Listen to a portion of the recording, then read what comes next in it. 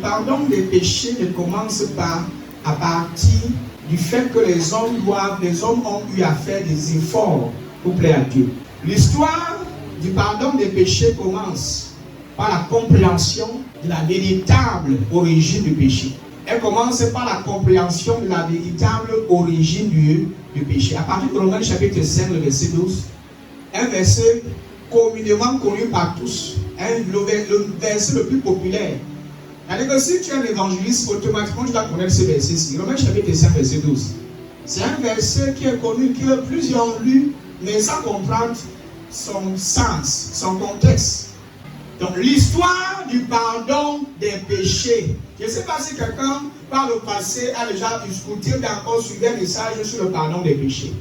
On nous a depuis fort longtemps présenté le pardon des péchés comme étant une œuvre provisoire, quelque chose qu'on doit gagner par nos œuvres, un don qu'on doit mériter, un don qu'on doit s'efforcer à mériter, sinon Dieu lui-même va nous disqualifier. Le pardon des péchés a été très mal présenté dans l'Église. Et beaucoup, jusqu'à ce jour, ne croient pas encore qu'ils sont pardonnés par leurs péchés. Ils maintiennent encore dans leur conscience que le pardon qu'ils ont reçu de Dieu hier, ils peuvent le perdre dans quelques secondes. S'il arrive qu'ils ne font pas ce qui est juste.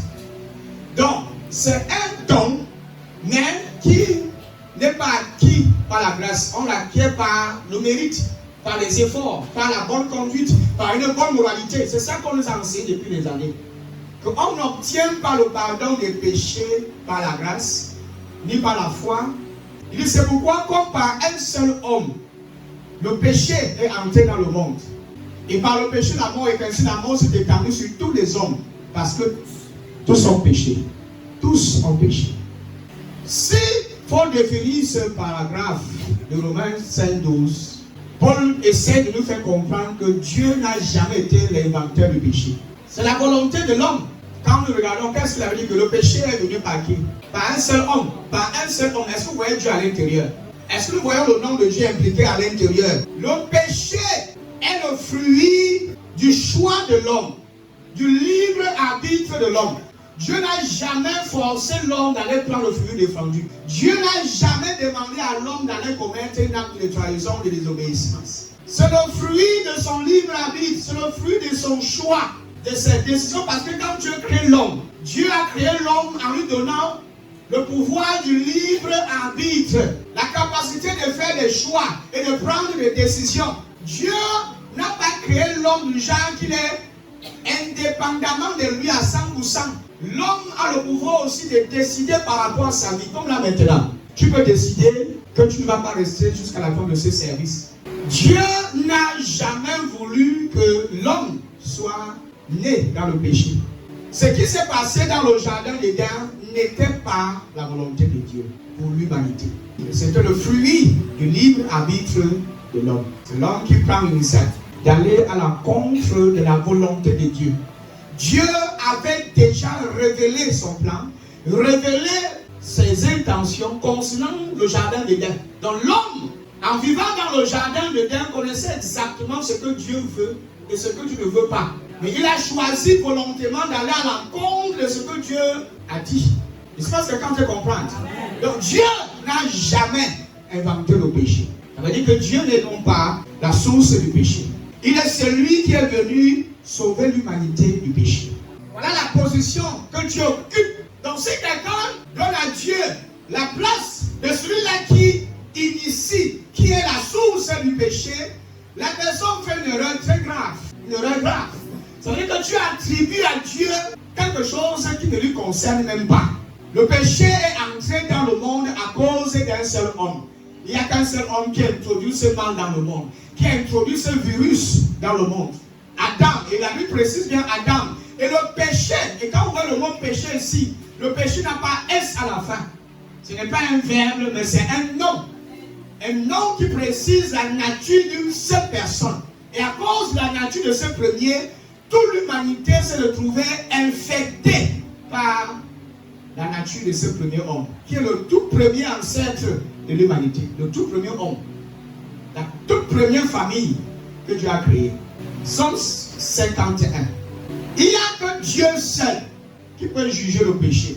Parce qu'en réalité, de manière fondamentale, le péché est une offense à Dieu. Voilà pourquoi, dans Somme 51, du verset 1 à 4, nous allons comprendre que seul Dieu a l'autorité de les juger, le pouvoir de l'effacer également. Seul Dieu a le pouvoir de juger le péché et seul Dieu a l'autorité de l'effacer complètement. Aucun humain sur cette terre n'a le pouvoir de juger le pécheur ou bien encore de juger le péché. Seul Dieu a le pouvoir pour le faire. Et aucun humain sur la terre n'a le pouvoir d'effacer le péché dans la vie d'un humain. Et dans Esaïe, dans Psaume 51, du verset 1, il dit quoi? On chante des chants, Psaume de David, verset 2. Vas-y. Lorsque Nathan, le prophète, vint à lui, près de David, fut allé vers Béchala, il dit, oh Dieu, aie pitié de moi dans ta bonté, selon ta grande miséricorde, efface mes transgressions. Qu'est-ce qui efface les transgressions ici? Oh Dieu, aie pitié. Le mot pitié, donne-moi notre version, ma fille. Toi qui es si bon. Dieu comment? Vous voyez, la compréhension de la bonté de Dieu t'introduit dans la libération, dans l'affranchissement total de tes fautes. Quand tu entres dans sa présence, sans la révélation de sa véritable nature, tu risques d'être complètement disqualifié de ses bienfaits. Si tu entres dans sa présence en priant, sans toutefois reconnaître sa nature, sa véritable nature, tu risques d'être disqualifié de sa présence. Voilà comment David, malgré que David ne soit pas sous la nouvelle alliance, mais il y a quelque chose que le roi David a compris, que même ceux de la nouvelle alliance, ceux qui sont sous la nouvelle alliance n'ont pas encore compris. Parce que certains entrent dans la présence de Dieu avec cette conscience, avec cette image du Dieu qui juge. Mais pas seulement du Dieu qui juge, mais du Dieu qui tue et qui détruit. Avant de demander pardon, qu'est-ce qu'il dit? Oh Dieu, toi qui es si bon. Il flatte Dieu parce qu'il dit à Dieu qui il est. Toi qui es si bon, aie pitié de moi. Avant de demander pitié et encore miséricorde, il adore Dieu en me révélant à Dieu ce que lui connaît à son sujet. Toi dont le cœur est si grand, oh my God, efface mes désobéissances. Même c'est toi qu'un enfant te parle ainsi, frère, tu vas effacer. Quelqu'un va commencer à prier, oh Dieu, toi qui arrête les yeux des oreilles, qui coupe les oreilles, toi qui extermine la terre, tous ceux qui prêchent contre toi, voici, j'attends ma mort, j'attends ma sentence. La raison dit que contre toi seul j'ai péché. Donc vous voyez que l'Écriture présente, ces scènes Écritures présentent constamment Dieu comme le juge aussi. Dans ce verset, il se révèle aussi comme étant le juge, celui qui efface. Demande la version du second, ma fille. Le gars verset la version du second. Oh Dieu, pitié de moi dans ta bonté, selon ta grande miséricorde, efface mes transgressions. Dans le verset qui suit, le verset qui suit, le verset 4. Lave-moi complètement de mon iniquité et purifie-moi de mon péché. Donc c'est bon là. Dis-le-moi rapidement, Genèse chapitre 15, Genèse 18, verset 25. Faire mourir le juste avec le méchant, en sorte qu'il en soit du juste comme du méchant. Loin de toi cette manière d'agir, loin de toi. Celui qui juge toute la terre, n'exercera-t-il pas la justice? La Bible dit ceci, fais mourir le juste avec le méchant. Fais mourir quoi? Le juste avec le méchant, en sorte qu'il n'en soit du juste comme du méchant.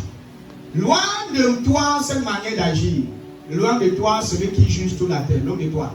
Celui qui juge toute la terre. Celui c'est qui? C'est Dieu, n'est-ce pas? Est-ce qu'il a dit que les hommes jugent la terre? Cela signifie que Dieu ne négocie pas le pardon. On ne négocie pas. C'est Dieu qui décide.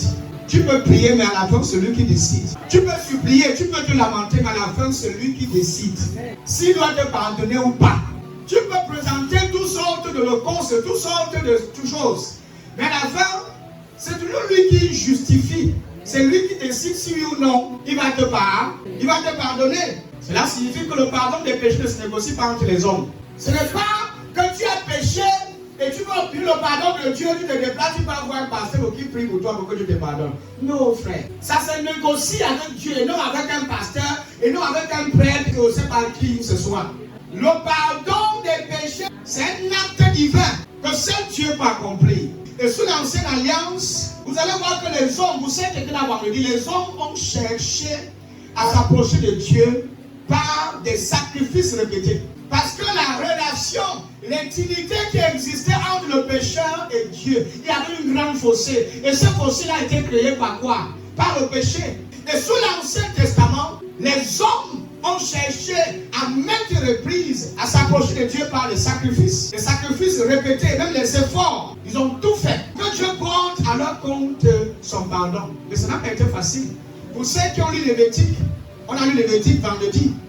On a parcouru l'Ancienne Alliance. Vous avez compris que le système mosaïque, le système des sacrifices établi et instauré par Moïse n'était pas du tout facile. C'était une discipline stricte que n'était pas donnée à n'importe qui d'exercer un tel service. Il y avait trop de discipline à l'intérieur pour obtenir seulement le pardon de Dieu. Donc chaque année, le peuple d'Israël devait offrir un sacrifice à Dieu pour obtenir quoi? Le pardon de Dieu.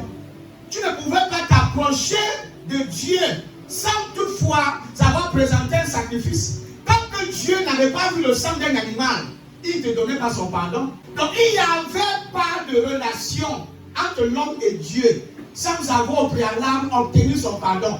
Aussi longtemps que Dieu voyait le péché, il s'abstenait de se révéler aux hommes. Dieu est en état. Dieu se réservait, il se préservait parce que lui et le péché, ça ne coïncide pas. Ça ne fonctionne pas.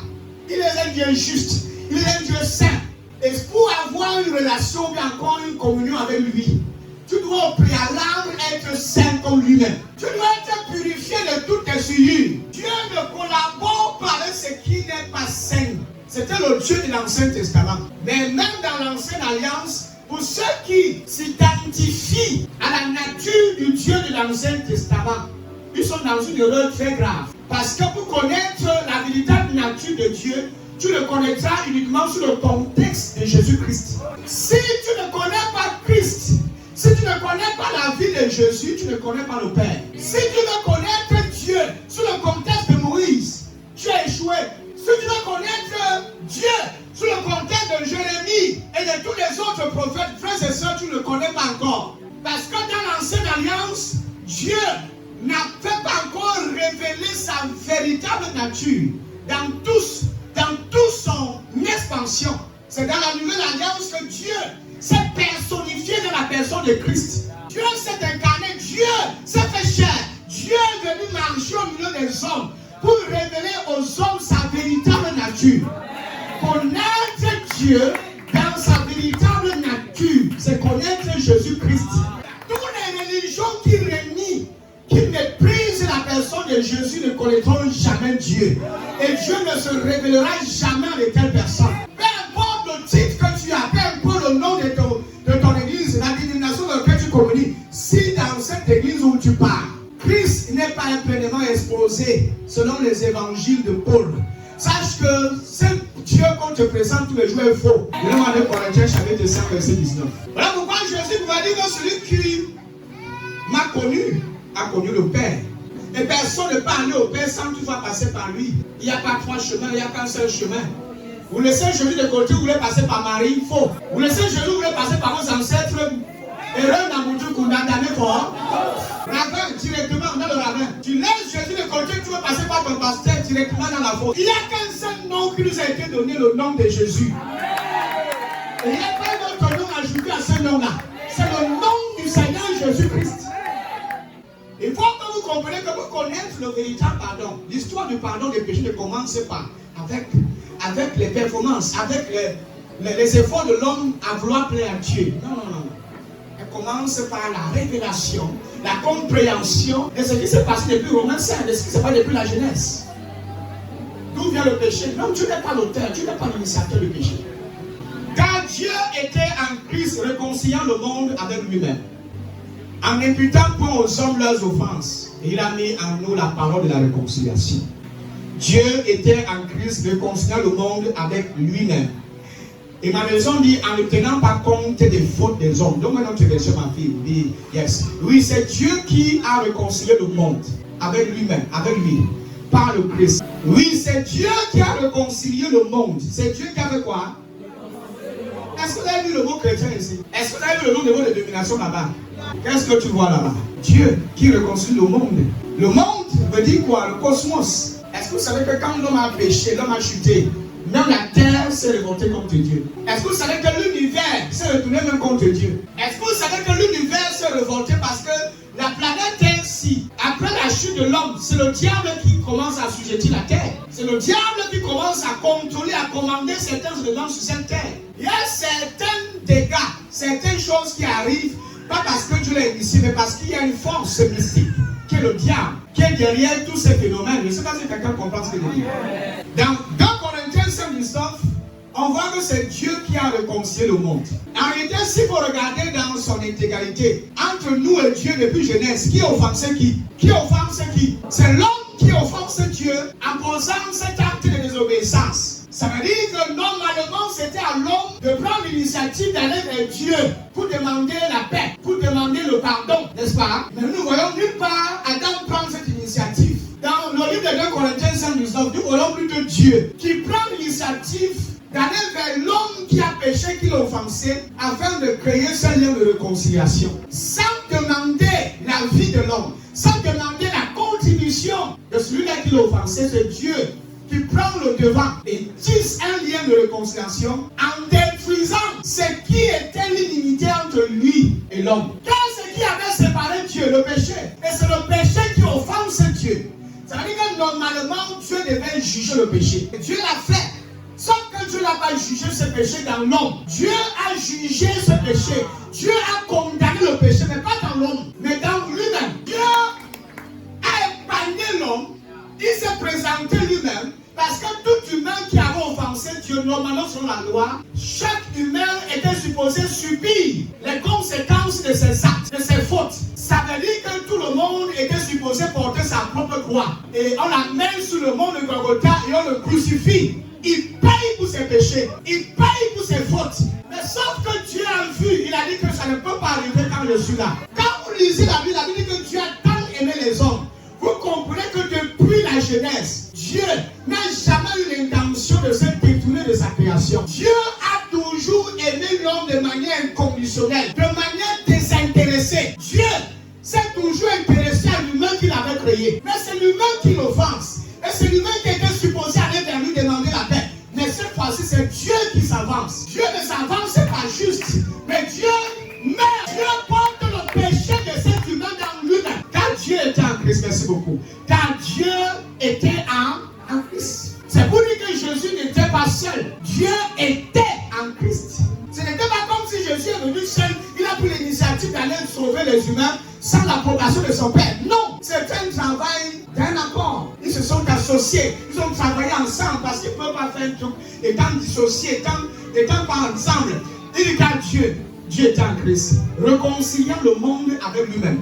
Je vous explique ce que c'est verset veut dire. Plus que dans Romains 5, vous voyez la Bible dit qu'un seul homme a péché. On dit qu'un seul homme a, et à cause de l'acte de désobéissance de ce premier, Adam, toute la race humaine s'est retrouvée contaminée par le péché, n'est-ce pas? Même sur celui qui n'a absolument rien fait, même sur celui qui n'a pas commis un acte semblable à ce que le premier homme Adam, que notre premier ancêtre a commis. Tout le monde, aux yeux de Dieu, est considéré comme un pécheur. Pas par action, mais par les droits héréditaires, par les droits d'héréditation. C'est-à-dire que par les droits du sang.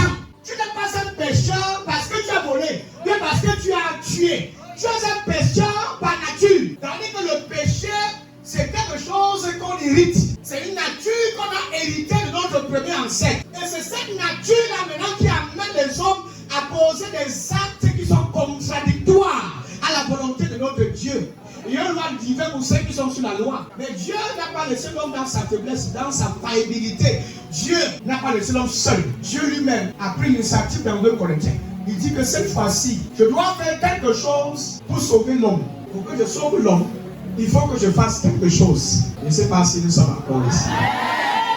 Dieu était en Christ. Qu'est-ce que Christ représentait? Christ représentait notre Adam. De la même manière que le premier homme Adam a péché et que tout le monde est pécheur, il fallait que, pour que Dieu sauve l'homme en fait, il fallait que Dieu prenne la forme d'un humain comme le premier Adam. Il fallait qu'il prenne la forme. Il entre dans la chair. Voilà pourquoi quand Marie l'a conçu, la parole s'est faite au commencement était la parole. La parole était Dieu, la parole était avec Dieu, la parole était Dieu, toutes choses étaient faites par elle. Et rien de ce qui était fait n'était fait sans elle. Dieu, au commencement, c'était Christ.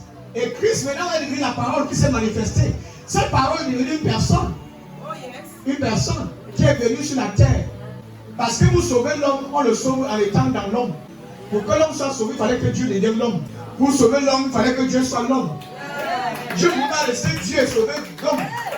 Dieu a pris la forme d'un humain. Comme le premier ancêtre de tout ce qui était au sein d'être humain. Donc pour parfaitement sauver l'homme, il a fallu que Dieu devienne humain. Imaginez à quel niveau Dieu se rabaisse. Le Dieu qui a créé toutes choses, il devient spermatozoïde pour féconder l'ovule de la femme. Ils n'ont pas toujours compris. La Bible, la parole s'est fait chair. La parole s'est fait. La parole qui est la sémence de Dieu. Vous savez que tu ne peux pas féconder une femme sans la sémence. Ne pas aller, ne pas avancer. La parole de Dieu est toujours une sémence. Bibliquement parlant, on a toujours parlé d'une sémence. La parole de Dieu est une sémence. Si tu veux prêcher l'évangile, il faut pas avoir peur de thème. Et il ne faut pas se sentir intimidé par les religieux. Pour être un révolutionnaire de l'évangile, il ne faut pas être intimidé. Il ne faut pas avoir peur des religieux. Pour comprendre le véritable sens du mot pardon, si on ne t'explique pas ça depuis l'origine, tu ne vas jamais comprendre exactement ce que c'est. Tu ne vas jamais comprendre le contexte et la profondeur de ce que Jésus a fait. Car Dieu était en Christ réconciliant le monde. Dieu était dans son Fils. En tant que le premier, en tant que le deuxième Adam. Et qu'est-ce qu'il a fait? Il est devenu homme. Afin que Dieu, écoutez bien, Dieu rassemble les péchés de tous les hommes. Les actions de tous les hommes, il les place dans son Fils. De la même manière que le premier homme Adam représentait la race humaine. Le deuxième Adam représentait aussi la race humaine. Pour sauver l'homme, il fallait d'abord que Christ devienne le deuxième Adam et qu'il détruise définitivement le péché. Le péché. Pour ramener l'homme dans la présence, dans la communion avec le Père, il fallait d'abord mettre fin au péché. Et pour mettre fin au péché, il fallait que Christ s'identifie à ce péché. Il fallait que Christ s'identifie. Parce que si Dieu laissait la responsabilité à l'homme de se sauver de ce péché, ça allait être impossible. Aucun humain sur la terre n'avait le pouvoir de se délivrer lui-même de cette nature pécheresse. Aucun humain. Tous les systèmes que Dieu a dû élaborer pour aider l'homme à se soulager un peu comme la loi, ça n'a servi à rien. Et ça n'a perversionné personne. Ça n'a sanctifié personne. La loi, le système de sacrifice, tout ça, les œuvres, les pratiques, dans certains ministères, dans certaines religions, on demande aux gens, pour qu'ils obtiennent le pardon de Dieu, on les exige de se flageller, de passer par la pénitence, pour que Dieu puisse avoir pitié d'eux. Quelqu'un a suivi ça dans quelque part. Il y a certains qui vont se tenir devant peut-être une croix, ou peut-être une statue fabriquée avec, mélangée avec le sel, je ne sais pas, le ciment, le sable, et on a un peu peint avec le blanc et le rouge. Et la personne va commencer à se fouetter le corps, à se flageller le corps, jusqu'à ce que le sang coule. Et la personne dit que Seigneur, tu sais comment je me suis puni pour mes péchés, non? Pardonne-moi. Dans d'autres religions, on demande aux gens de ramper sur les cailloux jusqu'à ce que ça les blesse. Mais est-ce que toutes ces pratiques-là peuvent sauver l'homme de son péché? Est-ce que ça peut délivrer l'homme de son péché? Tous ces systèmes que les hommes ont dû mettre en pratique, c'était dans le but de faire quoi? De se racheter, d'obtenir le pardon de Dieu. Les sacrifices, les rituels, le lavage, tout ça c'était pour que Dieu le pardonne. Afin que, quand vous savez, quand quelqu'un pardonné, il est libéré de la culpabilité. Et il a la paix. Et tant que, écoutez, quand tu offenses quelqu'un et que tu sais pertinemment que la personne ne t'a pas encore pardonné, est-ce que tu sais que tu n'es pas en paix? Tu es stressé, tu as mal, tu es culpabilisé, tu as des remords. Chaque fois que tu le vois, tu penses à tout le tort que tu as causé à cette personne. C'est pas ça? Tu penses à tout et rien que cette conscience te bloque dans la relation, t'empêche d'être en intimité de la personne encore.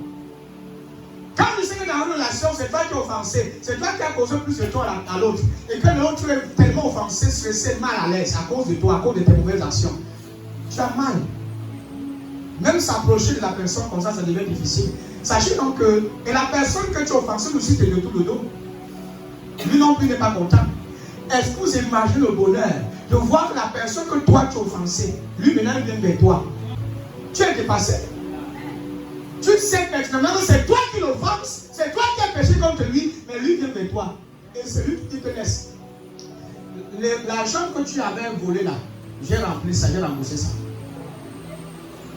Ils sont en train de te comprendre. La marchandise que tu as mal vendue là, j'ai comblé le vide là. L'erreur que tu as commise en faisant tes business pour j'ai rempli le vide. Donc tous les bêtises que tu as dû commettre qui m'ont offensé, j'ai déjà comblé ça. Revenons dans les bons sentiments. Revenons ensemble. Amen. Ta position ta position à ce moment-là, c'est quoi? C'est que tu es merveilleux. Tu es étonné, tu es surpris. Et tu vas dire que tu es trop bon. J'ai pris une partie de l'argent de ton fonds d'affaires. Tu m'avais employé, j'étais là dans le service. J'ai pris une partie de ton fonds, j'ai dépensé. Tu as comblé ce vide. Et non seulement ça, tu m'as encore récupéré comme employé. Tu me maintiens encore toujours comme un employé. Tu es merveilleux par une telle action. Voilà en fait ce que Jésus a fait. Ce que Dieu a fait en Christ. Il vous a réconcilié avec lui-même. C'est en Christ. Parce que c'est en Adam que l'homme a péché. Cette fois-ci, Jésus-Christ a pris le péché, l'a détruit. Et Dieu vous a réconcilié toujours dans le Christ. Car Dieu est en Christ. Réconcilier le monde avec lui-même. En quoi faisant? Comment est-ce qu'il nous a réconcilié avec lui-même? Le côté de la partie C. En imputant pour aux hommes leurs offenses. Il a veillé à ce que vous ne subissiez pas les conséquences de vos péchés. C'est facile. Tu as commis des offenses. Dieu, cette fois-ci, dit que tu es supposé subir les conséquences des péchés, mais tu ne les subiras pas. Il n'a pas déposé sur toi les conséquences de tes actions. Demande notre version. Pourquoi qui va changer le mot imputé? Parce que quelqu'un va dire imputé là. Le mot imputé veut dire porter au compte de. Donc quand vous étudiez ça, vous allez commencer à imputer veut dire porter au compte de. Ouais. C'est une transmission, c'est transmettre à ton compte. Et tu subis. C'est comme un transfert. Oui, c'est Dieu qui a réconcilié le monde avec lui, pas le Christ. Il ne tient pas compte. Il ne fait pas quoi? Il ne tient plus compte. Il ne tient plus. Il ne tient plus compte des fautes des êtres humains. Des êtres humains. Est-ce que tu as vu la manière chrétienne là-bas? C'est très grave. Il ne tient plus compte des fautes des êtres humains. Et il nous charge d'annoncer ces paroles de réconciliation. Quelle est cette parole de réconciliation? C'est que Dieu vous a pardonné. Donne-moi la version de verset ici. C'est donc de la part du Christ que nous prenons la parole. En réalité, par nous, c'est Dieu lui-même qui nous lance un appel au nom de Christ. Acceptez d'être réconcilié avec Dieu. On a dit qu'accepter, on n'a pas dit que réconciliez-vous. Ne changez pas de thème. Tout le présage qui vous demande de vous réconcilier avec Dieu est faux. Te demander de te réconcilier avec Dieu, c'est faux. Ce qu'on a demandé de faire, c'est d'accepter la réconciliation. Parce que l'acte de réconciliation a déjà été posé. Ton rôle, c'est d'accepter. Parce que quand tu te réconcilies avec Dieu, tu dois mourir. Tu dois payer le prix. Tu dois offrir quelque chose. Mais Christ a déjà tout fait pour tisser le lien de réconciliation. Il a remboursé toutes tes dettes par son sang. Il a remboursé toutes tes dettes. Il a comblé le fossé qui existait entre toi et lui. Il y a pourquoi tu acceptes que tu es réconcilié avec lui. Donc quand vous présentez la réconciliation, dites voilà, réconcilie-toi avec le Seigneur. Avec quoi? Accepte ta réconciliation. C'est les choses que certains n'ont pas compris. Mais que Dieu nous accorde la grâce de comprendre. En réalité, par nous, c'est Dieu lui-même qui vous lance un appel, n'est-ce pas? Et au nom du Christ, acceptez d'être réconcilié avec Dieu. Cela, nous vous le demandons avec force. Et cela, nous vous le demandons avec force. Acceptez. Acceptez. Qu'est-ce qu'il demande? Accepter. Quelqu'un vient te voir et dire que je veux la paix, j'ai tout fait, j'ai géré tous tes problèmes, j'ai géré tout ce qui nous séparait. Tu fais comment? On peut être encore ensemble. On peut encore revenir comme on était avant. Tu fais comment? Ta réponse c'est quoi? Ta réponse c'est quoi? Vous le connaissez vraiment. Ta réponse c'est quoi? Voilà. Et tu dis oui, mais merci maman, on attend que pour mes ancêtres devant. Tu avec moi ici. Dieu tend la main, tu acceptes non? Comme ça, qu'est-ce que tu fais? Tu acceptes qu'il t'embrasse. Malgré que tu as commis l'offense. Maintenant, certains disent que papa n'a pas accepté parce qu'il m'a trop péché. C'est qu'il était trop dur. Ça ne peut pas être facile comme ça. Je ne veux pas juste accepter que tu m'acceptes comme ça. Je dois faire quelque chose pour compenser le vide. Et quand tu fais ça, tu insultes Christ. Et tu insultes son œuvre. Tu insultes le sang qu'il a payé. La rançon qu'il a dû payer pour ton rachat. Tu étais vendu, tu étais un esclave, séparé, aliéné de Dieu. Dieu t'a ramené à lui-même. Tu étais dans le camp du diable, dans le royaume des ténèbres. Il t'a ramené à lui. Sans demander même ton avis ni ta permission. Il t'a pris. Aïe aïe aïe aïe. Il t'a transporté du royaume des ténèbres à son admirable lumière. Il a versé son sang. Il a accepté que les hommes qu'il a créés le flagelle le punissent pour toi. C'est lui qui a payé le prix. Toi, tu n'es qu'un bénéficiaire. Toi, tu jouis seulement du travail qui a déjà été effectué. Quand tu as payé le prix pour ta réconciliation, la seule chose que tu dois faire, c'est de dire j'accepte. Accepte et tu dis merci. Ne te tiens par les cannes que je ne peux pas passer parce que c'est là où la religion vient maintenant. Et c'est là où la religion intervient. On veut mériter la réconciliation. C'est trop bon pour être vrai. C'est trop bon. On commence avec tout le cas.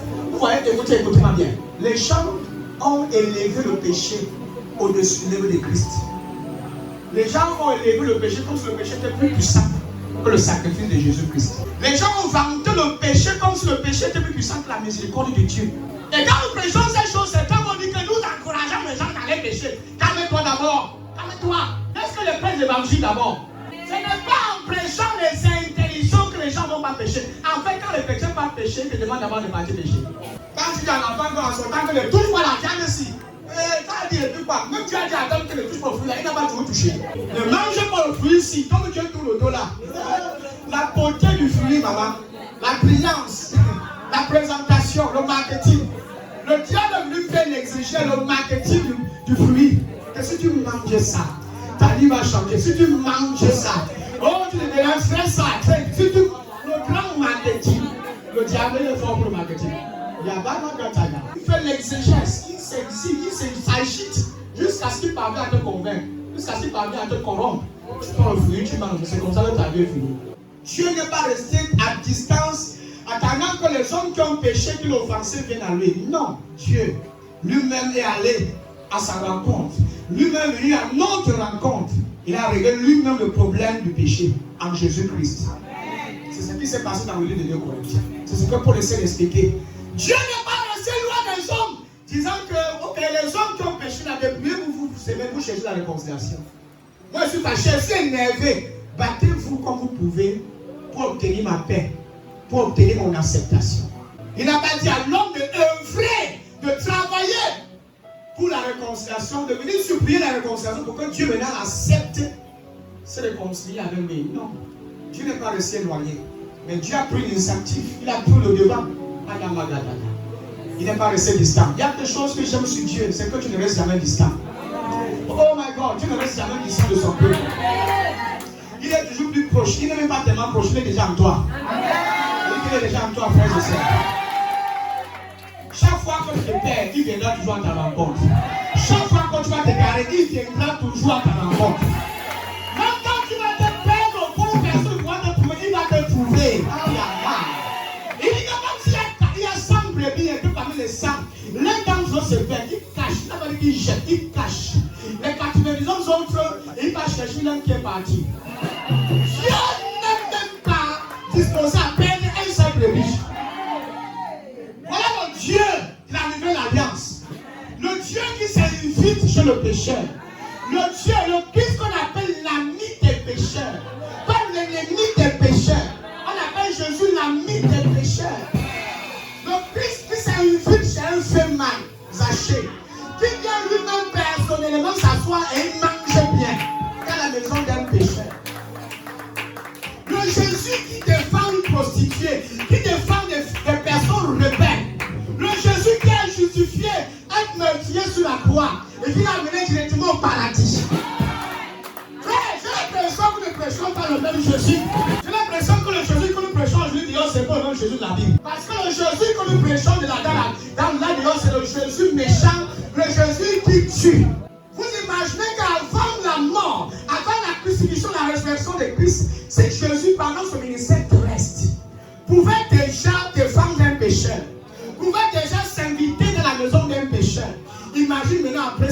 crucifixion et sa résurrection. Imagine maintenant, après qu'il ait versé son sang et qu'il est ressuscité pour nos pécheurs. Imagine ce qu'il est prêt à faire pour eux. Il a tout fait pour le pécheur. Dis à ton voisin, Dieu aime le péché. Mais il aime le péché. Mais pour ce qui concerne sa haine pour le péché, il a exécuté ça sur la croix. Oh, je prêche. Le sacrifice de Christ n'était ni temporaire ni partiel. C'était pas un sacrifice partiel, c'était un sacrifice définitif.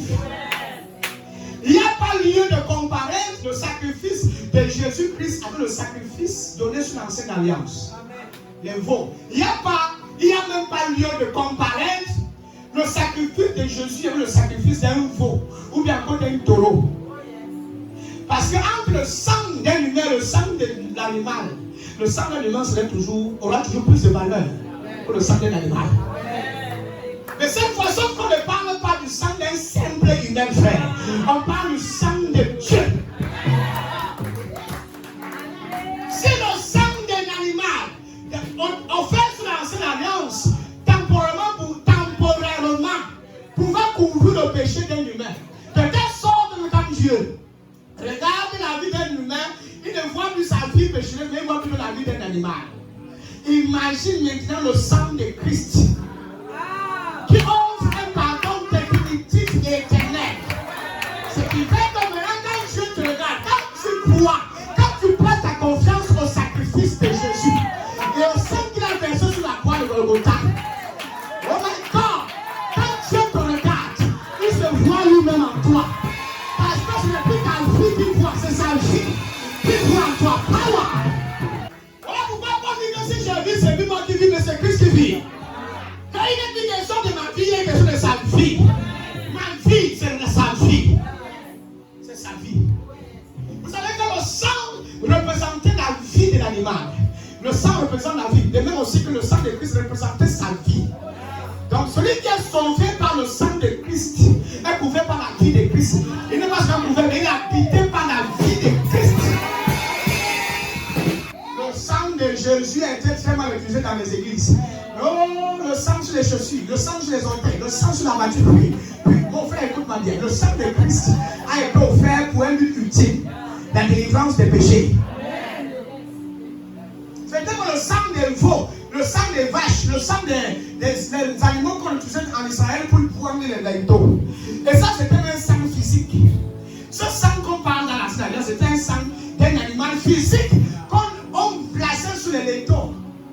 Mais tu as le sang de Jésus là où physiquement pour on est sur des voitures avec. D'autres vendaient de sardines. Et ces gens-là, ils ont trouvé l'autre là. L'orine et le colorant à l'intérieur. Le colorant, hein? C'est toujours la révélation là, papa. Jésus est mort. Il donne avec son sang pour que chaque jour on puisse en boire. Il y a marre. Hey, si tu as besoin de protection, paie les anges qui vont te garder. Si tu as besoin de puissance, le Saint-Esprit est là. Si tu veux le pardon, confesse le sacrifice de Jésus, tu es pardonné. Je prêche.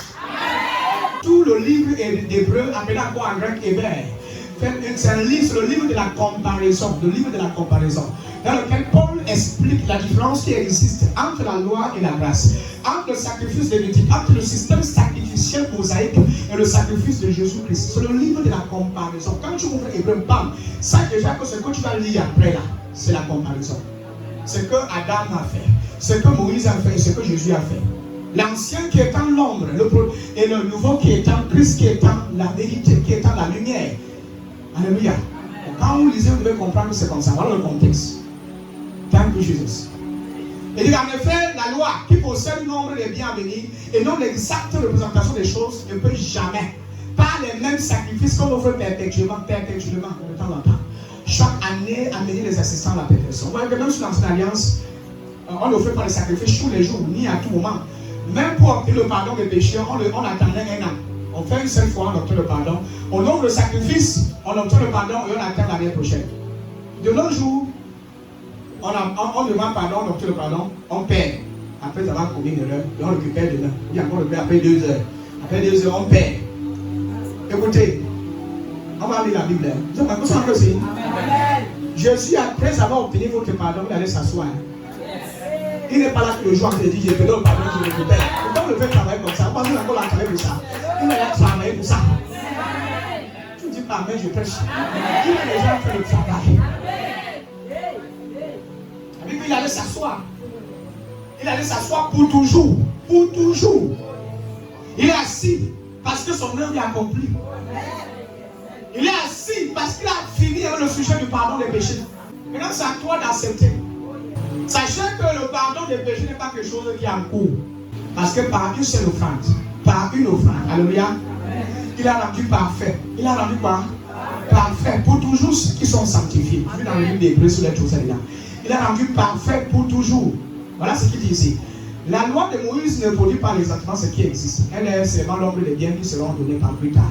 Elle demande qu'on offre sans arrêt chaque année, chaque jour, toujours. Chaque année, toujours les mêmes sacrifices. C'est pourquoi elle ne peut absolument pas, oh my God, ils ont copié ma phrase là. Elle ne peut absolument pas rendre quoi? Parfait. Ce qui s'approche du Dieu, verset 2. Sinon, ceux qui rendent ce culte à Dieu, c'est laver de leur péché, mais le péché une fois pour toutes, ils ne se sentiraient plus du tout coupables. Et on n'offrirait plus aucun sacrifice. Donc, voilà pourquoi Paul explique que si ce système de sacrifice était parfait, c'est que ces gens ne seraient pas en train d'offrir le sacrifice tous les jours. Le sacrifice là devait les infecter, les influencer une seule fois pour toujours. Il devait être rendu parfait une seule fois pour toujours. Mais si c'était répétitif, de manière provisoire, ça veut dire qu'elle n'était pas parfaite. Ça veut dire qu'elle avait des défauts, elle avait des défaillances. Oh my God. Elle n'était pas parfaite. Et elle ne pouvait absolument rien apporter à l'homme. Elle ne pouvait pas sanctifier l'homme dans toute son intégralité.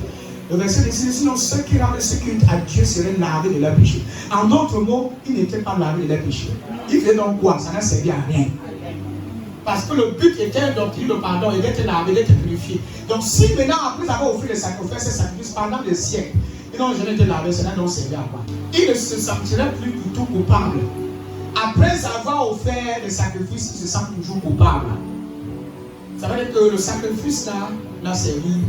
Et on n'offrirait plus aucun sacrifice, normalement. Ça n'a servi. Verset 3, mon frère, fille. Je cherche quelque chose, je cherche un verset. Et pendant qu'on lit, ça t'aide aussi, hein. Ça va donner le contexte mon message. Et il m'a dit au contraire, ces sacrifices rappellent chaque année le souvenir des péchés. Voilà comment les enfants d'Israël ont souffert sous la loi. Et aujourd'hui, nous avons encore certains chrétiens derniers qui sont encore aliénés sous la loi. Ils se laissent encore berner sous la loi. La loi ne peut en aucun cas, je dis absolument pas, vous justifier aux yeux de Dieu. Ni vous laver, ni vous purifier. Aucun système, aucun sacrifice qu'un homme puisse offrir à Dieu ne peut le sanctifier. Écoutez-moi très bien. Je m'adresse à l'église aujourd'hui. Vous êtes avec moi? C'est-à-dire que tu pars dans une église et que le pasteur te dit que ta famille a trop péché. Et qu'il faut automatiquement que tu fasses un crutam pour que Dieu te pardonne. Il n'y a aucun crutam qui pardonne les péchés. Même si tu fais la liste de tous les péchés de tes ancêtres, s'il faut faire une liste, il faut automatiquement que tu rentres jusqu'à le premier ancêtre Adam. Parce que ce n'est pas seulement ton père, ton grand-père, ton aïe qui a péché. Adam aussi a péché. Tu ne peux donc pas faire une liste jusqu'à ce que ça te ramène à Adam. Possible. Tu vas commencer par où et t'arrêter où? Le système de crutam, voilà pourquoi un jour il m'a demandé, t'as dit, dans votre ministère, si on ne fait pas le crutam, elle dit que ma fille ne sait pas. Mais même au travail, si elle veut faire ça, c'est le fait mal. Je vais te faire travailler pour rien. Parce que le crutam que tu demandes à Christ a déjà fait depuis longtemps. Dieu était en Christ, réconciliant le monde. Même mon ancêtre qui a péché là, était un peu à l'intérieur. Il a réconcilié le monde avec lui-même. Jésus a acheté le problème des biens héréditaires. Même en tant que chrétien, les que vous appelez les malédictions ancestrales, un chrétien né de nouveau n'est plus influencé par ça. De quelle malédiction ancestrale vous parlez? Quand tu nais de nouveau, tu es délivré de toutes ces tendances. Parce que désormais, tu n'appartiens plus à la famille de Satan. Tu es maintenant relié à un lien spirituel qui est Christ. La Bible que nous sommes une nouvelle créature. Ces choses que sont te dit, il y a certains qui vont commencer à toujours, vont continuer à croire qu'on est toujours liés. Il y a tous les liens ancestrales qui vont nous influencer. Aussi longtemps que tu crois en ça, ça va t'influencer. Parce qu'en fait, tu refuses délibérément de t'identifier à la vie de Christ. Tu t'identifies à la vie ancestrale. Oh, je suis comme ça parce que ma grand-mère, mon arrière-grand-mère, tu quittes d'église à église cherchant la délivrance. D'église à église, parce que tu refuses de croire que comme Christ t'a sauvé, tu as été sauvé aussi de ses liens. Si tes péchés t'ont pardonné, ça veut dire que même les péchés que tes ancêtres ont commis, qui avaient pour habitude avant de t'affecter, n'est-ce pas, sont aussi coupés. Pourquoi vous continuez de croire que le péché de ton ancêtre t'affecte encore? Ça veut donc dire que le sang de Jésus n'a rien fait. Ça veut dire que le sang de Jésus n'a absolument rien fait. Ça veut dire que le sang de Jésus-Christ a seulement sauvé d'une petite partie des péchés. Ça laisse l'autre côté. À qui maintenant? Pourquoi tu fasses quoi de ça? Maintenant, qu'est-ce qu'il faut faire pour te sauver de ces péchés ancestrales? On te demande de prier une offrande sacrificielle, c'est ça, non? Le pasteur ou le prophète va dire que viens avec une enveloppe de 150 000 francs. Il va prendre, il va aller manger, il va aller s'enfouir, il mange bien. Et quand nous avons la vérité comme ça, on pense que nous sommes les bêtes. Je pouvais utiliser ce mensonge pour aligner les gens, pour estorquer l'argent des gens. J'ai mes confrères qui connaissent ces vérités et qui conduisent mais qui ont un faux système pour attaquer les chrétiens. Et j'ai des enfants qui écoutent certains messages, ils préfèrent encore aller s'asseoir, pourquoi les allier, pourquoi on les manipule encore bien. Allez donner. Offrande sacrificielle pour le pardon des péchés. J'ai un autre homme de Dieu qui a demandé à un fidèle de venir avec la chèvre. Pour qu'il égorge, il fait un sacrifice pour les péchés de ses parents parce que ses parents ont trop péché. Il dit comment ses parents ont tellement péché que toute la famille est maudite parce que c'est faut qu'il offre un sacrifice pour la famille. Il a mangé sa chèvre pour rien. Ah bon, viens mon frère. Il y a une forte présence de Dieu ici. Je dis qu'il y a une forte présence du Saint-Esprit ici. Et quelqu'un sort d'ici délivré, affranchi et guéri par la puissance de Dieu. Tu donnes la main, ça tombe sur toi tout de suite. Ça tombe sur toi tout de suite. In the name of Jesus. Par le sang des taureaux et des boucs. Parce que le sang des taureaux et des boucs ne peut pas enlever le péché. Ne peut pas enlever le péché. Ne peut pas enlever. On n'a pas de couvert. Ne peut pas enlever. C'est-à-dire que le sang des taureaux faisait quoi? Ça couvrait plutôt. Si on ne peut pas enlever, ça veut dire qu'elle couvrait juste. Quelque chose qui est couvert ressurgit toujours. Quand on ressurgit après, quand la valeur de ce qu'il a couvert, ça perd pas. Ça ressurgit. Et c'est pourquoi, au moment où le Christ va entrer dans le monde, il dit à Dieu, tu n'as pas voulu de sacrifice ni d'offrande, mais tu m'as fait un corps. Voilà ce que Jésus a dit. Il dit que tu n'as jamais voulu le sacrifice, tu n'as jamais voulu ni d'offrande pour les péchés. La suite dit quoi? Les animaux brûlés, il n'a jamais voulu les animaux brûlés. Les animaux brûlés sur l'autel. Et les sacrifices pour les péchés ne te plaisent pas. Ne te plaisent pas. Vous comprenez donc tout ce que ces gens ont fait là, tout ce système de cérémonie de sacrifice, des taureaux qu'on a offert brûlés là, Dieu dit que ça n'a jamais plu. Et c'est Jésus lui-même qui est Dieu qui dit ça. Dieu dit qu'il n'a jamais agréé ça. Cependant, aujourd'hui, il y a certains qui continuent à faire ça parce qu'ils veulent plaire à Dieu. Dieu dit que ça n'a jamais plu. Toi, tu continues. Tu veux faire quoi avec? Dis seulement que tu as faim, tu veux manger la viande. On va comprendre. Et que tu veux gaspiller la viande inutilement, on va comprendre. Parce que Dieu a dit que ça n'a jamais plu. Ce n'est pas moi qui le dis, c'est la Bible qui le dit. Je pardonnerai leur faute. Et je ne me souviendrai plus de leur... Qui se souvient de ses péchés actuellement? Toi. Dieu dit qu'il se souvient plus. Donc la personne qui se souvient encore de ses péchés, c'est toi. Parce que ton pasteur t'a dit, ton frère t'a dit, si tu n'as pas encore conçu l'enfant, c'est parce que tu as avorté 10 enfants. C'est pour ça que Dieu est toujours fâché. On prend le jeûne, 10 jours de jeûne. Alléluia. Pour briser la sérénité, non. Jusque-là, l'enfant devient. Maintenant, quand le pasteur voit que le jeûne n'a pas fonctionné, et que les prières qu'il a fait n'ont pas dehors, il revient la main à la faute sur toi. Il dit que, ma soeur, c'est parce que tu as trop avorté. Et Dieu est toujours fâché. Mais la seule que nos pasteurs, j'ai demandé pardon, Dieu n'a pas bien entendu. Et il n'était pas disposé, il était en déplacement.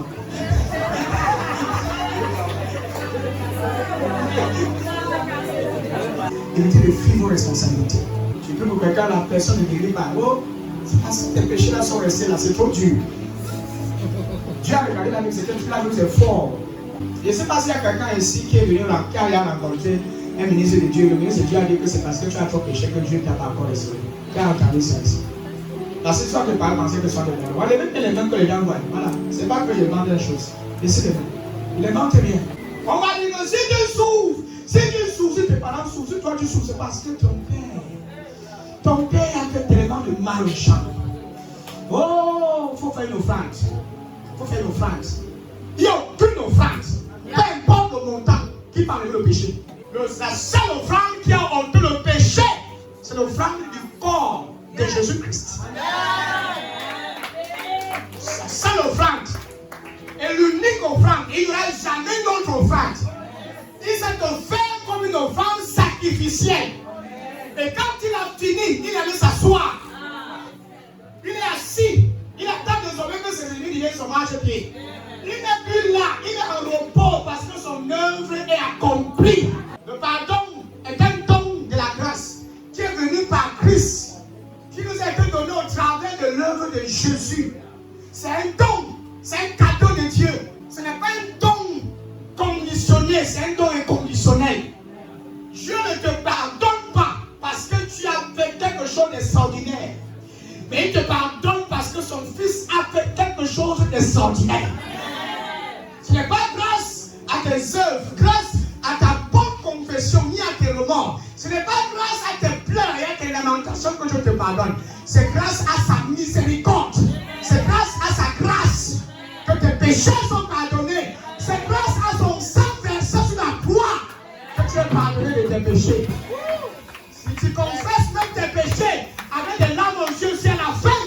Tu ne confesses pas le sacrifice de Christ. Tes péchés restent intacts. Vous laissez l'essentiel, vous confessez le superflu. Oh, il faut pleurer. Il faut que Dieu voie tes pleurs, sœur.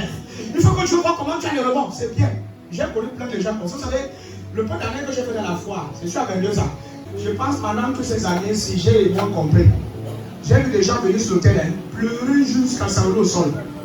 La même soir, ils reproduisent cela au moins 10 000 fois. Le système de venir demander pardon est devenu comme une excuse pour pécher plus encore. Parce que j'ai demandé pardon. Le pardon déjà était disponible. Maintenant, le pardon n'est pas juste un acte, mais c'est une nature. C'est une nature. Quand tu as été pardonné, ce pardon-là te change. Ça te transforme. Ça t'amène à ne plus reproduire les mêmes actes. Ce n'est pas que tu es pardonné pour pécher encore. Donc tu es pardonné pour ne plus pécher. Quand une personne reçoit Jésus, il ne reçoit pas seulement la miséricorde. Ce n'est pas uniquement la miséricorde qu'il reçoit. Mais il reçoit une nouvelle identité. Tu ne reçois pas seulement la miséricorde de Dieu sur toi. Tu ne reçois pas seulement le pardon de Dieu, mais tu reçois quoi? Une nouvelle identité. Après ta nouvelle naissance, à l'instant où tu crois, tu ne reçois pas seulement la miséricorde. Dieu ne te pardonne pas seulement, mais il te donne une nouvelle identité. C'est ça qu'on appelle la nouvelle naissance. Cette nouvelle identité s'appelle la nouvelle naissance. Naître de nouveau. Naître de Dieu. Naître de nouveau, maintenant tu deviens la justice de Dieu. Et c'est une réalité présente, c'est une réalité future. Tu nais de nouveau, maintenant tu es pardonné et tu as une nouvelle identité, une nouvelle créature. Ce n'est pas une réalité future, c'est une réalité présente, c'est maintenant. Le pardon n'est pas quelque chose que tu essaies d'accomplir dans la vie, dans votre vie. Le pardon est un acte accompli par Dieu. Ce n'est pas un acte que tu essaies d'accomplir dans ta vie en tant que croyant. C'est un acte que Dieu a déjà accompli. C'est à toi maintenant de jouir de ça par ta nouvelle naissance. Quand tu nais de nouveau, tu es déjà pardonné de tes péchés. C'est important de connaître le but pour lequel Jésus est venu. Et c'est aussi crucial de connaître pourquoi Jésus a Matthieu 26, 28. C'est aussi important de connaître pourquoi Jésus a versé son sang. La raison pour laquelle Jésus a versé son sang. Beaucoup d'entre nous ici connaissons l'histoire. Jésus est venu sur la terre, il a versé son sang. Pourquoi il a versé son sang? Vous devez retenir ça. Je vais revenir dessus, je reviens sur le point-ci. Pour que jamais vous n'oubliez ça. Pourquoi est-ce qu'il a versé son sang? Pour le pardon des péchés. Est-ce qu'il a versé son sang de manière provisoire ou bien c'était de manière définitive? C'est la question que vous devez vous poser quand vous lisez la Bible. Est-ce que le sang qu'il a versé là, c'était pour pardonner les péchés de manière provisoire ou de manière définitive? Quand vous posez la bonne, écoutez, quand vous lisez la Bible, questionnez la Bible, posez-vous les bonnes questions. lisez pas la Bible avec la conscience religieuse. Il y a beaucoup disant que non. Ceux qui avaient son sang pour les péchés de certains temps, non, on a dit pour les péchés. Et quand on dit pour les péchés, écoutez, hello, avant que tu ne naisses, Jésus était venu, non? Vous avez réfléchi. Avant que tu venais au monde, même avant que ta mère vienne au monde, Jésus était venu, n'est-ce pas? Il avait appelé le prix, n'est-ce pas? Son sacrifice t'a affecté, t'a pardonné, a pardonné ceux qui étaient dans son présent et pour ceux qui te concernent. Il a fait comment le sang? Parce qu'avant que tu ne commences à pécher, Jésus t'est encore dans le passé. Ça veut dire que ton péché est dans le futur. Donc quand il est mort, tu ne sais pas encore. Tu n'avais pas encore péché. Mais tes péchés étaient pardonnés. De même que d'autres qui vont naître après toi, d'autres qui vont naître dans 6 ans, dans un siècle, les péchés ont déjà été pardonnés par le même sacrifice de Jésus-Christ. Donc Dieu n'est pas en train d'essayer de nous pardonner chaque jour. Il a fait un acte, il allait se reposer. Et l'acte de pardon, cet don de pardon affecte tous ceux qui croient en Jésus-Christ. De manière définitive. Il faut que le Seigneur la fasse cela. Je ne sais pas pourquoi. Je vais tuer la religion. On va mettre fin à la religion. On va vraiment mettre fin à l'hérésie. C'est un message que si tu n'as pas l'audacité, tu ne peux pas le prêcher parce que beaucoup vont te juger d'être un prédicateur qui encourage les gens à les pécher. Parce qu'on prêche un pardon provisoire pour maintenir les gens dans un système de travail. Un travail où il faut mériter. Il faut faire quelque chose pour attirer l'attention de Dieu. Si Dieu n'avait pas notre attention, si Dieu ne nous aidait pas, il n'aurait pas envoyé son fils Jésus-Christ. Dieu vous aime déjà. Et je peux vous assurer que l'une des choses les plus essentielles que Dieu recherche, c'est votre reconnaissance. C'est quand tu reconnais ce qu'il a fait. Et l'une des choses que Dieu aimerait voir les gens vivre, c'est d'expérimenter les fruits de son travail. Vous savez, de la même manière que le péché a les fruits, non? Le péché a ses fruits, non? Qui amène à la mort, non? La grâce aussi a ses fruits qui amènent à la vie éternelle. La grâce a ses fruits. Car ceci est mon sang. Voilà un verset que nous lisons tous pour prendre la Sainte Seine. Le sang de l'alliance. Ça, c'est ce que veut dire l'alliance. Quelque chose qui a déjà été tissé et garanti. Une alliance qui est déjà scellée. Le sang de l'alliance qui est répandu pour plusieurs. Répandu pour qui? Pour la rémission des péchés. Donne-moi une autre version qui va définir le mot rémission. Pourquoi est-ce que Jésus a donné son sang à l'Église? Pour le pardon des péchés. Pourquoi Jésus est-il venu? Jésus-Christ est venu nous accorder son pardon. Et ce pardon est offert par son sang. Une fois pour toujours. Ce pardon nous a été offert uniquement par son sang. Et on voit ça dans Matthieu 26, verset 28.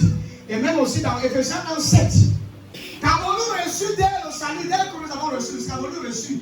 Après le salut, vous avez reçu le pardon. Quand tu reçois le salut, recevoir le salut qui est Jésus, sotéria, c'est le pardon de tes péchés. Vous ne pouvez pas parler du pardon des péchés, du pardon sans parler du salut. Le pardon est un don du salut. C'est un don du salut. Le salut qui est un paquet dans lequel vous retrouvez par le pardon, la justice, la miséricorde et beaucoup d'autres choses, la sanctification, la sagesse et le don de l'esprit. Le salut, c'est un paquet. À l'intérieur, vous trouvez ça à l'intérieur. Et si le salut est prêché dans son contexte, tous les chrétiens doivent comprendre qu'ils sont déjà réconciliés avec Dieu. Ils acceptent la réconciliation, ils sont réconciliés avec Dieu. Ils sont pardonnés. Ils sont pardonnés. Pas momentanément, pas périodiquement, mais définitivement.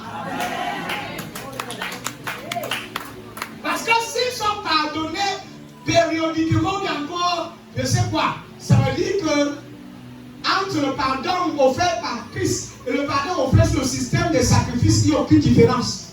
Si le pardon que nous recevons dans le salut est provisoire, ça veut dire qu'il n'y a aucune différence entre être sous la loi et être sous la grâce.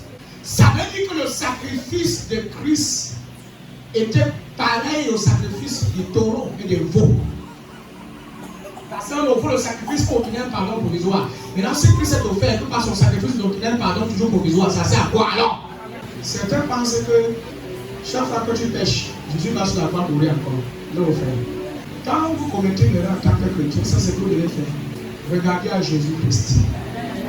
l'auteur, le consommateur de votre vie. Et c'est que vous devez confesser. Ce n'est pas seulement ce que vous devez faire. Confesser Christ. Parce qu'il est notre substitut. Sur lui, et en lui, Dieu a déposé tous vos péchés. En confessant Christ, et ça signifie que vous êtes en train de confesser vos péchés. Et non pas compris. En disant que Jésus, merci, je reconnais, j'apprécie que sur la croix tu as porté mes péchés. Ton sang était versé pour ma purification. Quand tu confesses ça, c'est déjà pardonné. Rien qu'en reconnaissant, chaque fois que ta mémoire oublie, rappelle à ton mémoire ce que Jésus a fait. Le côté église, écoutez-moi très bien. C'est pourquoi on prend la Sainte Sainte Église. C'est pour se rappeler ce que Jésus a fait. Il y a une autre. Ce n'est pas le fait que tu as pu toi manger que tu es Seigneur. C'est parce que tu t'es souvenu. Quand tu te souviens, quand tu maintiens ça, ça active le sacrifice. Ça active l'œuvre. Vous devez rester. Il y a un message que quelqu'un doit constamment insister dans nos églises. C'est la foi. Oui, c'est la foi. Pour que le chrétien reste focalisé sur l'œuvre parfaite de Jésus. C'est ça qui le sanctifie. Vous savez combien c'est quand on réduit le sacrifice de Jésus au niveau des talons. Oh Jesus Christ. Que quelqu'un qui a mis la greffe, il a pour paradis. Et que quand tu as mis la greffe sur ta tête, Jésus dit ça à quelqu'un qui savait que pourquoi il ne faut pas exagérer. N'exagérons pas. N'exagérons pas. Tu ne peux pas ramener le sacrifice de Jésus au niveau de la greffe, frère. La greffe ne peut pas ramener le sang de Jésus. Yo, la greffe. Parce que quand il est né, c'est pressé. Quand vous êtes la chair, vous les filles qui avez mis les mèches pour vous dresser, l'enfer, Adam, elle est déjà là. Ya! Quelqu'un vient à l'église en parlant comme ça. Il vient à l'église et dit que le passé va pas voir là. Oui! Quel niveau quelqu'un, il a fait une projection de gens montrant quelqu'un qui a mis la grève à l'âme en fait l'entrée pour que ouais, pardon Seigneur. Je ne sais pas ce que c'est. La grève, si Jésus matin, ça ne même pas. Donc, quelqu'un qui a cru en Jésus, qui a eu foi à son sacrifice, parce qu'il a mis la grève, ça n'a pas annulé tout ce que Jésus a fait. C'est ça. C'est à ce niveau-là qu'on le sort. J'ai refusé d'être bête. Vous avez compris ce que je suis en train de dire là? J'ai refusé d'être bête. Non, j'ai refusé d'être bête. J'ai refusé d'être bête à un certain niveau. Et j'ai refusé de me conformer à la religion. Et j'ai refusé aussi de faire les choses vous plaire. De prêcher vous plaire. On ne prêche pas vous plaire aux gens. Prêche pour plaire à Dieu. Je ne prêche pas pour que tu sois fier de moi. Je prêche pour plaire à Dieu. Je prêche parce que c'est ce que Dieu a dit qu'on doit prêcher. Si notre message, si notre appel, c'est l'appel de l'acceptation de la réconciliation, ça veut dire que nous devons appeler les gens à comprendre que Jésus a déjà fait le travail. Ce n'est pas à eux de faire le travail, accepter ce qui a déjà été fait. C'est ce que Paul a dit. Acceptez l'appel de la réconciliation. Acceptez notre appel. Je vous en conjure. Je vous en conjure, je vous en supplie. Acceptez. Acceptez. Quelqu'un a fait le travail pour votre justification, pour votre acceptation, pour votre réconciliation. Ils sont en bon terme. Être réconcilié veut dire que les gens sont en bon terme. Mais pourquoi tu veux continuer de penser qu'on n'est plus en bon terme? Dieu nous dit que je me souviens même plus de leurs péchés. Il laisse l'imiter. Mais toi, tu te rends compte que c'est même quand tu as oublié là, je te rappelle toujours. Il ne faut pas oublier ça. Il ne faut pas oublier ça. C'est moi qui ai écrit les versets là. Tous les versets qui sont appelés là, c'est moi qui ai écrit. Ok, pas, juste un bonus, vous donnez un bonus. Vous voulez un bonus. Disons, on va traverser. Disons, on va juste lire. Les bonus, c'est pour toi. Quand tu vas aller les noter avec, tu utilises les passages là, c'est pas beaucoup t'aider. Ce sont des bonus, sois fier. Qu'est-ce qu'Éphésiens 1:7 dit? Car, par le sacrifice du Christ, nous sommes délivrés de. Et nos péchés sont par. Dieu nous a ainsi manifesté la richesse de sa grâce. Quelle est cette richesse de sa grâce? Le pardon des péchés et votre délivrance par son sacrifice. Voici les richesses de la grâce de Dieu. Le pardon des péchés. Un chrétien qui n'est pas conscient qu'il est pardonné, qui ne jouit pas des bénéfices, ce n'est pas ça, il ne jouit pas de ses richesses. Vous voyez que la grâce est notre année de voir, la grande bénédiction. Voici la grande bénédiction ici. Le pardon de tes péchés. Le salut, c'est la réception du pardon de Dieu. Jésus est venu se sacrifier pour nous pardonner. Donc, par son sang, tu as obtenu ce pardon. Si tu n'acceptes pas ce pardon, tu n'es pas sauvé. Parce que le pardon veut dire qu'il ne considère plus tes péchés. Parce qu'on va parler du pardon sans parler du péché. Nous sommes pardonnés à cause du péché. Maintenant, si nous sommes pardonnés, ça veut dire que le péché n'a plus pouvoir sur nous. Le péché n'est plus un problème. C'est aussi facile que ça. On parle du pardon parce qu'il y a une offense. Si on dit qu'il y a le pardon et que l'offense n'est plus, pardon et à l'autre entrée, tu veux parler de l'offense. Pourquoi pas le désordre? Si vous parlez du pardon de Dieu, sachez que vous devez parler du péché. Parce que le chrétien qui est pardonné, il n'est plus coupable. Et Dieu ne tient plus compte de ses péchés. Il y a quand une réflexion. En lui, nous avons la rédemption. Et que car par le sacrifice du Christ, nous sommes délivrés du mal. Donc, notre leçon a fait. Dans le Christ, par son sang, nous sommes libérés du mal. Et nos péchés sont pardonnés. Nos péchés sont pardonnés. Ça a été ainsi. C'est quelque chose qui a été fait. Ça a déjà été fait. Nos péchés sont pardonnés. Tellement la bonté de Dieu est grande. Ephésiens 4, 32. Nous sommes les versets. Alors, let us read. Let us read. Et comme on a dit, moi j'ai les armes de tous les côtés. Je suis armé à gauche, je suis armé à droite, je suis armé de tous les côtés. Les armes, ce sont les versets bibliques. C'est la Bible. Soyez bons les uns envers les autres, compatissant, vous pardonnant réciproquement comme Dieu vous a pardonné à. Tu pardonnes ton frère parce que tu as déjà été pardonné. Donc tu transmets ce que tu as déjà reçu. Vous savez pourquoi certains chrétiens ne parviennent pas encore à pardonner dans nos églises? Ils ne pardonnent pas forcément les offenses qu'on les cause. C'est parce qu'ils n'ont pas encore reçu ce don de pardon de Dieu. Ils n'ont pas encore accepté ce pardon que tu les as offert gratuitement sur la grâce. Voilà pourquoi c'est difficile pour certaines personnes de pardonner parce qu'ils sont encore sous la loi. Ils se disent qu'ils doivent encore quelque chose à Dieu. Et ils disent que pour avoir ce que j'ai de Dieu, là, j'ai beaucoup à payer. Pour avoir la place que j'occupe, ma posture actuelle, c'est parce que j'ai trop travaillé. L'orgueil des chrétiens. Qu'est-ce que tu as fait d'esprit spécial qui dépasse ce que Jésus-Christ a fait pour toi? Oh, je suis mieux que toi parce que je ne fume pas, je ne bois pas, je ne couche pas les femmes des autres, je ne suis pas luthérienne ni fornicatrice. Gloire à Dieu pour toi, frère. Sache que tu n'iras pas au ciel parce que tu as fait tout ça. Tu iras au ciel parce que tu as cru en l'œuvre de Christ. Pas parce que tu étais plus juste que les autres. Pas parce que tu étais plus parfait que les autres. Mais parce que tu as accepté Christ. Écoutez, Christ, si nous annulons l'œuvre de Jésus-Christ, nous irons tous en enfer. Si nous mettons de côté son sang et son sacrifice, personne n'est qualifié pour le paradis. Vous savez ce qui a qualifié le paradis auprès de Jésus? C'est parce qu'il a cru en Christ. Et nulle part, vous ne verriez le paradis à confesser ses péchés. C'est la seule chose qu'il a fait, était de reconnaître que Jésus, tu es le Christ. Quand tu reviendras, souviens-toi de moi. Le fait sera qu'il a reconnu Christ comme étant le Messie. C'est ça qu'il a directement au paradis. Sans baptême par l'émission, sans baptême de Saint-Esprit, sans rien. Sans imposition des mains, sans commission, exposition, sans sémission. Tout ça. S'il y a une sémission, bien une rémission, bien une émission. Tout c'est question. Vous mettez ça dedans comme ça.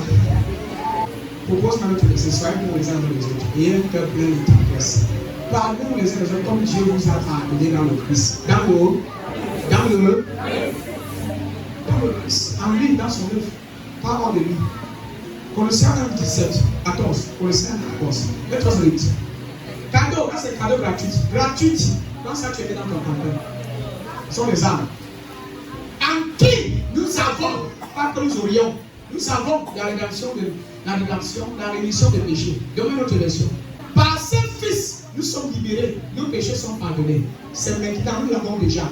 Par ce Fils, qui est parmi l'intermédiaire, par Jésus-Christ. Il n'a pas dit par toi, frère. Il n'a pas dit par ta confession, c'est par lui. Pour obtenir ce pardon, cette rémission, cette délivrance, c'est par Christ. C'est par Christ. Par lui.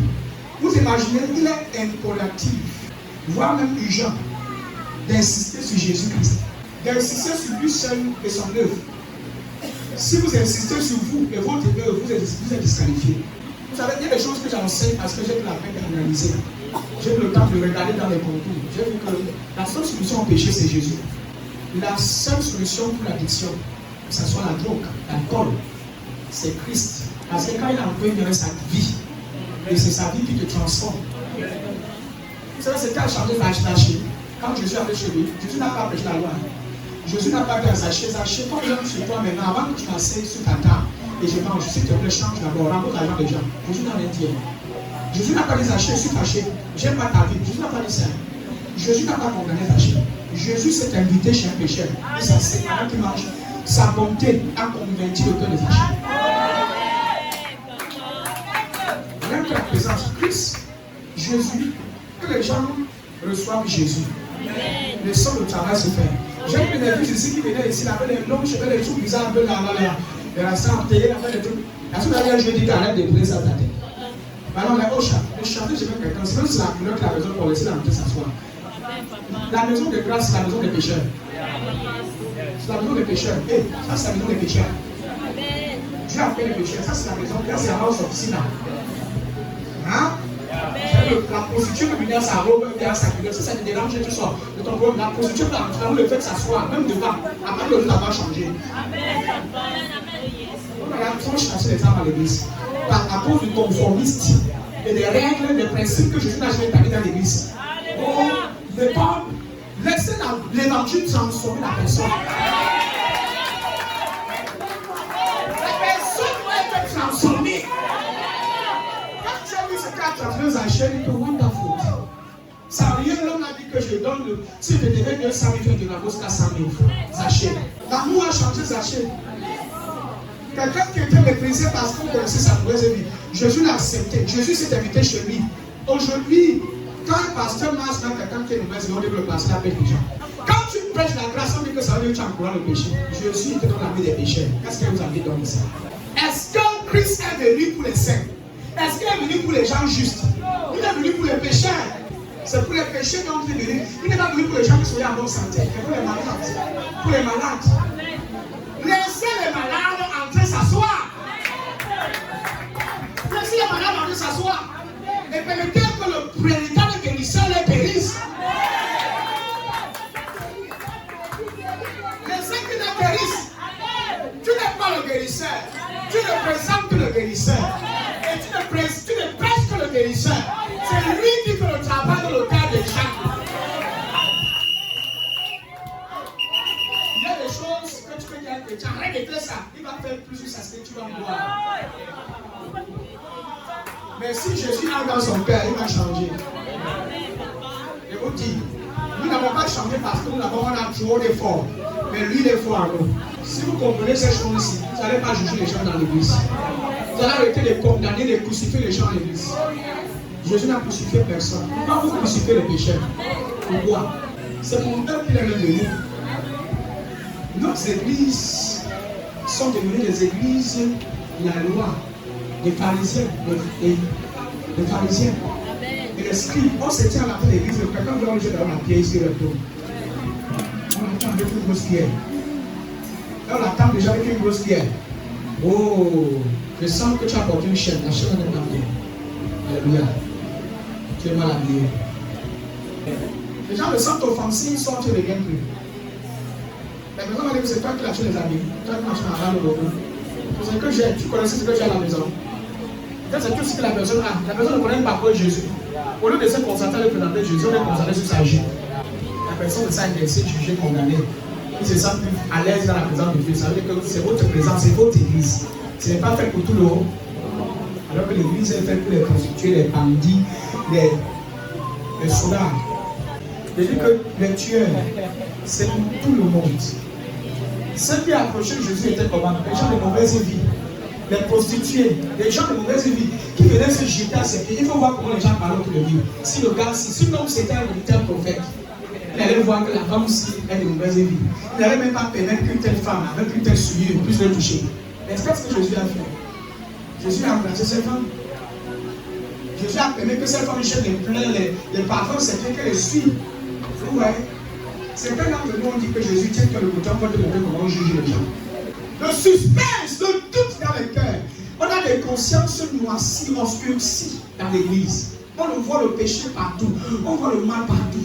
On voit le péché partout dans la vie des gens. On ne voit pas Jésus dans la vie des autres, mais on voit plutôt le péché. Quand est-ce que vous allez cesser de voir le péché et voir Jésus dans le cœur des chrétiens à l'église? Nous sommes à l'église, mais on est hypocrite. On passe le temps à juger l'autre. On fait semblant d'aimer la sœur, ma sœur, mais après on dit qu'elle est quoi comme ça, elle a péché. Regarde sa vie. Elle n'est pas chrétienne. Toi, tu es mieux qu'elle. Retire d'abord la poudre, c'est-à-dire le poteau qui est dans ton œil. Avant de retirer la paille qui est dans l'œil de ton frère. C'est ce que Jésus a dit. Le seul juge du péché, c'est Dieu. Et aucun humain n'a le pouvoir de juger l'autre. Dieu Dieu juge et Dieu a déjà jugé le péché. Quand ton voisin nous sommes à l'université ce matin et que nos péchés sont pardonnés, c'est facile, accepte que tes péchés sont pardonnés et bénéficie des richesses de la grâce de Dieu. Vous savez, quand vous êtes conscient que vos péchés sont pardonnés, la première grâce que vous recevez, c'est la paix.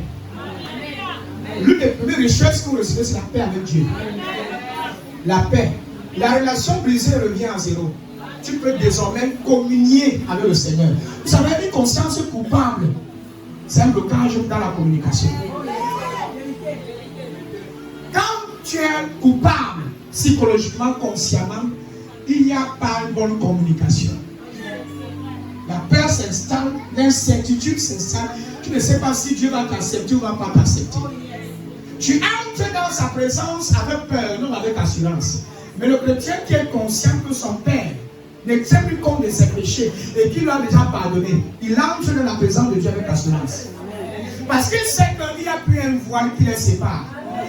Ces choses qui les séparaient avant n'existent plus. Il peut désormais communier avec son Père. Parce que désormais ils sont réconciliés. Et ils sont en paix. Il peut appeler son Père à n'importe quel moment, son Père le répond. Parce que son Père ne traite pas avec lui sur la base de ses œuvres, mais son Père traite avec lui sur la base de son œuvre, de son Fils. Désormais, quand tu lèves tes mains, tu vas donner, non, il a mon péché. Ce que Dieu voit en toi, c'est lui-même. C'est sa vie. C'est le sang de son Fils. Ça va dire qu'il est entré dans un tabernacle qui n'est pas fait dans des mains d'hommes. Et qu'est-ce qu'il a besoin dans ce tabernacle? Son propre sang. Et la Bible, il s'est assis. Et il est irremplaçable. Les anciens prêtres étaient remplaçables, ils voulaient pouvoir le remplacer. Lui, il est entré une seule fois, il est assis pour toujours. La porte est fermée, frère. Maintenant, vous pouvez entrer le voir assis là, c'est bon. Ce n'est pas qu'il est entré, il va encore ressortir pour que quelqu'un d'autre est entré pour se présenter encore le sang. Il est entré une seule fois avec un sang éternel. Et ce sang-là a oublié le propitiatoire une seule fois pour toujours. Une seule fois pour toujours. Maintenant, vous savez, la deuxième, l'une des plus grandes richesses de la grâce, c'est que quand tu es conscient que tu es pardonné, ton adoration, elle est pure et sincère. Oh my God! Quand tu lèves les noms au ciel comme ça, les noms coulent seuls. Les noms ne coulent pas les pitiés que tu as les moments. C'est les noms d'action de grâce. C'est les noms d'amour. Les noms d'amour de l'eau parce que je vais faire des spéciales. Je n'ai pas mérité ce que je suis. Je peux me tenir, malgré que je suis, si on veut regarder au quotidien, il y a les erreurs qu'on a commises. Mais la grâce m'a qualifié. Là où le péché m'a disqualifié. Là où le péché m'a disqualifié. L'une des meilleures manières et moyens de connaître Jésus, c'est par son sacrifice. Permettez que j'insiste dessus, c'est que ça pèse notre temps. Parce qu'il est temps que quelqu'un soit véritablement délivré. La vraie délivrance n'est pas quand on t'impose les mains. La vraie délivrance pour le chrétien, c'est la croyance. Change ton système de croyance. Si vous croyez à la mauvaise doctrine, cette mauvaise doctrine va influencer votre vie. Est-ce que vous le saviez? Elle influence vos vies. Si vous croyez aux démons, si vous croyez au péché, vous croyez que vous n'êtes pas encore sauvé, vous allez rester dans cet état toute votre vie. Changez votre système de croyance. Le problème du christianisme aujourd'hui, c'est la croyance. Nous croyons à ce qui est mauvais et faux. Nous nous approchons aux faussetés. Et nous pensons que c'est vrai. Nous sommes sincères dans le mensonge. Sincères dans l'hérésie. Très sincères. Zélés même dans le faux. En lui, par son sang, nous avons la rédemption, le pardon des péchés. En lui. Et par son sang. Il a dit par nos œuvres, il a dit par son sang. Nous avons la rédemption, le pardon des péchés. Dans Colossiens 2, 13, il dit que vous étiez morts par vos offenses. Vous étiez dans le passé. Et par les circoncisions de votre chair, mais, il y a d'abord un point virgule, mais, il vous a rendu à la vie avec lui, en nous pardonnant toutes nos fautes. En nous pardonnant toutes nos fautes. Je vous donne encore notre âme. Je vous donne encore d'autres âmes. Colossiens 3.13. Colossiens 3.13. Supportez-vous les uns les autres et pardonnez-vous réciproquement. Si quelqu'un a sujet de se plaindre d'un autre, comme Christ vous a pardonné, hein? Pardonnez-vous aux. comme Christ vous a pardonné, pardonnez-vous aussi. Je vais encore notre âme. Hébreux chapitre 8, le verset 12. Car j'aurai compassion de leurs iniquités et je ne me souviendrai plus de leurs péchés ni de leurs fautes. Je donne encore notre âme. 1 Jean 2, 1. Mes petits enfants, je vous écris ces choses afin que vous ne péchiez point. Et si quelqu'un a péché, nous avons un avocat auprès du Père, Jésus-Christ le juste. Voilà l'assurance. Je m'arrête là. Maintenant, je vais le prier.